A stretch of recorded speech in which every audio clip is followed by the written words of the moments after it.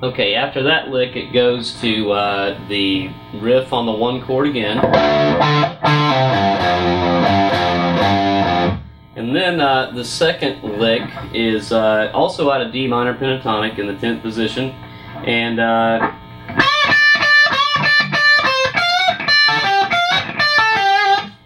it's a little bending lick with the unison bend. So starting at the 13th fret of the 2nd string, bend the C up to D, a whole step, and then play 2 Ds fretted at the 10th fret of the 1st string, and then do that again, so twice on that,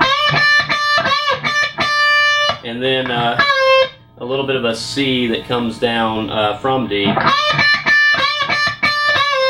and then there's an F with a slight, like a micro bend, like about a quarter step, and then a little rake, so the F is at the 13th fret of the 1st string, and with that slight bend on it, and then there's a rake coming down from the 1st string D on the 10th fret to A and on the 2nd string, and then G on the 3rd string. So, okay, so together that's.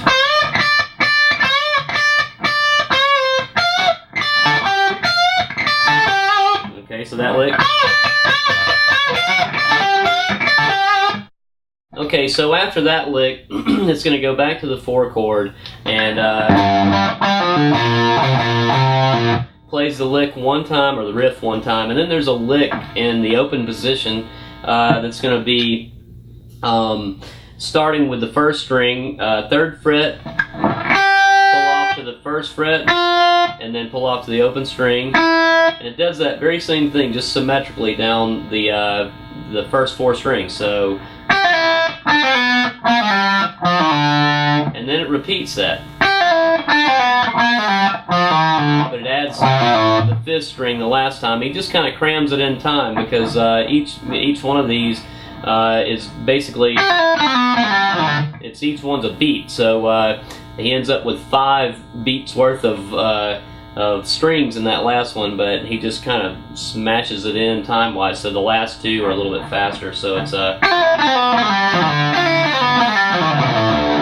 okay, so then ending with that back on the low D for the 1 chord again. So then you get the regular riff, and then it goes to a D at the 5th fret of the 5th string at the end of that 1 rep of the 1 chord riff, and then it's a little major pentatonic kind of thing.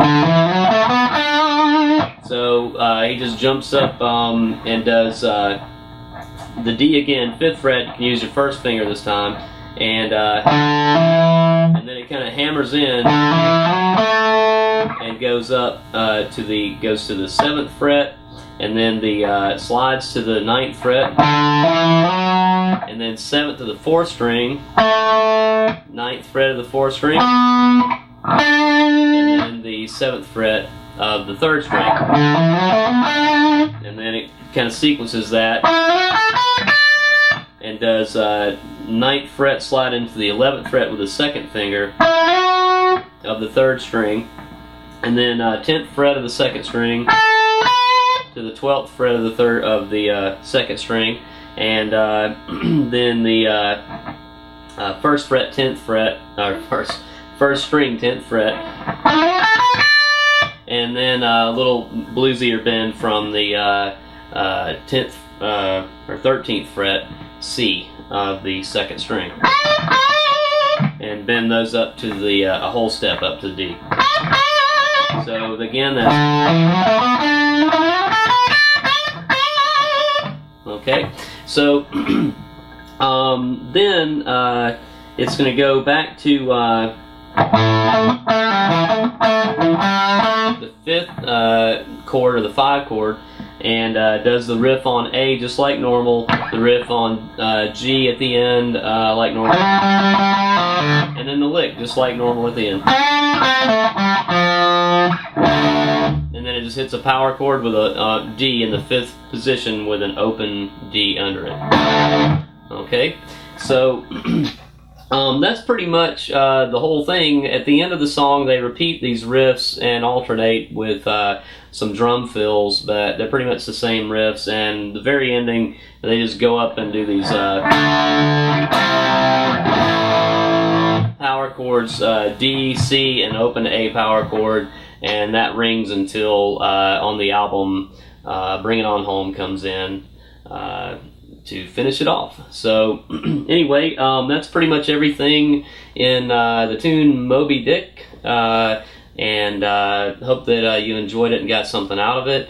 The blues licks are really useful, cool little ideas in there, and they're kind of old school, but they're really cool and have a lot of impact, especially when they're played with a lot of passion, like Jimmy Page did. A couple things about the performance, Jimmy Page's performance, that might be worth noting.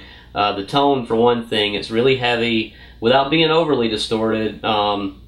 I'm trying to mimic it here with just using a 100-watt Marshall that's been modified with a master volume so I can turn it down, but at least it gets me in the general territory with the Les Paul, and nothing but the amp and a cable. So that's pretty much how you get that type of sound. So anyway, just a straightforward tone that reveals a lot about the fingerprints of the player. So that's a really cool thing. It's real powerful because it's real personal sounding. And notice in Jimmy Page's performance, he plays with a lot of authority and a lot of aggression. You can hear the pick chirping on the strings a lot because he's really digging in. I think that's really important to the sound of that particular performance, and makes a lot of Jimmy Page's riffs really kind of reach out and strangle you. So anyway, the conviction that you play this stuff with means a whole lot to it. It's not simply something that would work out if you just recite what's written down on a page for it, but if you actually get into it and feel it, it comes alive. So anyway, I hope that helps, and take it apart and maybe use those blues licks in your own phrasing, and hopefully you can learn something from learning this riff, in that there can be really great, powerful riffs or rock tunes written with simple ideas, as long as you're clever about the details and how you vary those riffs and the rhythmic syncopation and so forth. So anyway, join us again on GuitarBreakdown.com for more fun in the future.